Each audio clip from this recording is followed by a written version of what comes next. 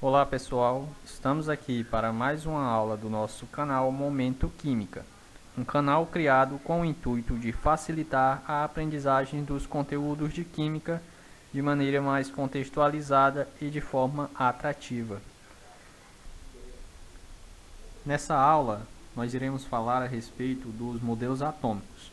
Os modelos atômicos, eles surgiram de uma necessidade de explicar a estrutura dos átomos, os aspectos estruturais que foram apresentados por cientistas na tentativa de compreender melhor o átomo e sua composição.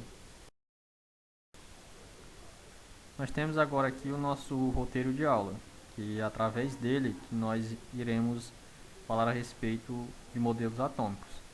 O que nós iremos abordar nessa aula? Nós iremos conhecer melhor, a respeito dos modelos atômicos, falar, e caracterizar cada um deles e identificar os principais modelos atômicos, porque trata-se de alguns modelos que são bastante discutidos em química e que são bastante, digamos assim, importante para a construção do que se tem hoje sobre a estrutura dos átomos. Então, pessoal, de início, eu já adianto que, por se tratar de um conteúdo bastante extenso, conteúdo de modelos atômicos, eu estarei dividindo esse conteúdo em duas partes, que serão tratados em 2 vídeos. E logo estarei postando a segunda parte, tá? Iremos falar agora sobre a estrutura atômica. A estrutura atômica, ela foi estudada primeiramente por Leucipo e Demócrito, que são filósofos de 470 a.C. Eles propuseram ideias filosóficas, a respeito dos átomos e que debateu sobre o que seria um átomo, Um átomo ele é a menor porção ou partícula de qualquer classe de substância. Pense em qualquer substância, pense em um corpo, uma mesa, uma cadeira, qualquer coisa que vier à sua cabeça. Pois é, esse corpo, essa substância, ela é formada por átomos. O que é o átomo? O átomo é uma parte que não é divisível, ela é indivisível. Essa parte do corpo, da substância, ela não se divide, em outras partes, digamos assim, Os filósofos eles propuseram o nome a átomo para a partícula fundamental da matéria.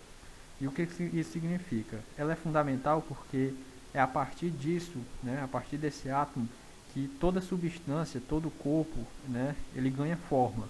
É a partir desse átomo que as substâncias e os corpos são formados, Cada parte desse corpo e cada parte dessa substância.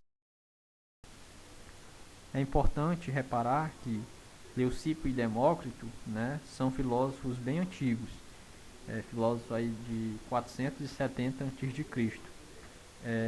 E isso fez com que eles se tornassem os primórdios, dos estudos a respeito dos átomos, Mas para Leucipo e Demócrito, eles tinham uma definição bem específica de átomo, eles diziam que era a matéria descontínua e formada por partículas indivisíveis, Ele chamava essas partículas de átomos.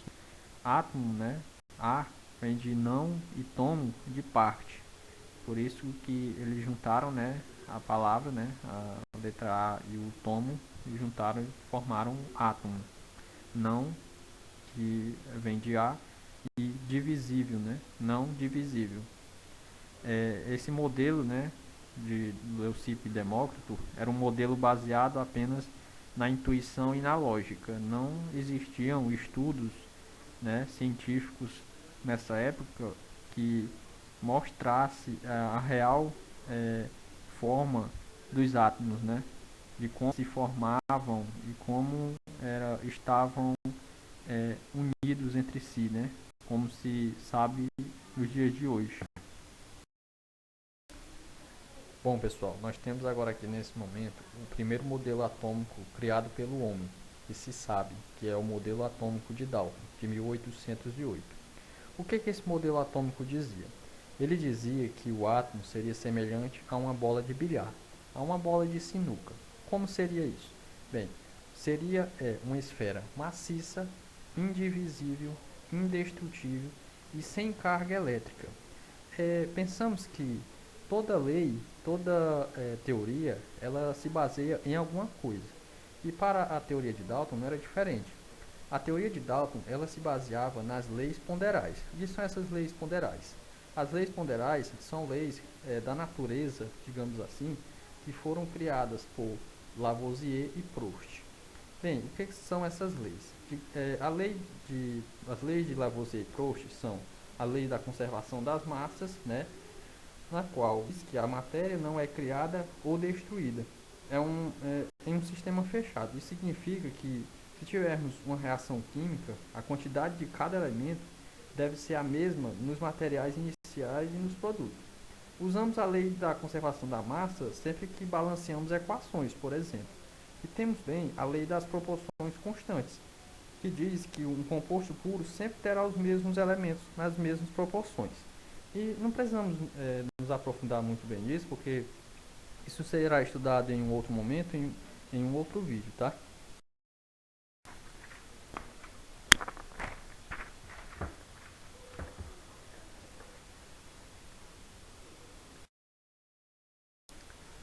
Nós iremos estudar agora o modelo atômico de Thomson, que é um modelo atômico mais completo do que o de Dalton, já que o de Dalton ele não conseguia explicar os fenômenos das cargas elétricas nos objetos. Em 1897, Joseph Thomson resolveu estudar os raios catódicos, que são emitidos pela parte negativa de uma ampola de Crookes. A dedução de Thomson é que os raios catódicos eram formados por partículas que possuíam massa de carga negativa. E ao calcular a razão, né, entre essas massas, entre a massa e as cargas dessas partículas, ele obteve um número muito pequeno. E assim ele concluiu que as partículas que compõem os raios catódicos estavam presentes em toda a matéria. Toda a matéria que existia apresentava esse tipo de raios catódicos, né? E assim ele deu o nome a essas partículas de elétrons, né? E ele confirmou essa teoria quando ele trocou dentro do tubo de Crookes, o gás, né? Ao trocar esse gás, ele foi calcular a razão entre essa massa, entre a massa e a carga, né? E o valor obtido foi o mesmo que encontrou no anterior. A partir dessa descoberta, ele propôs um novo modelo, que é o que conhecemos hoje como o modelo do pudim de passas, né?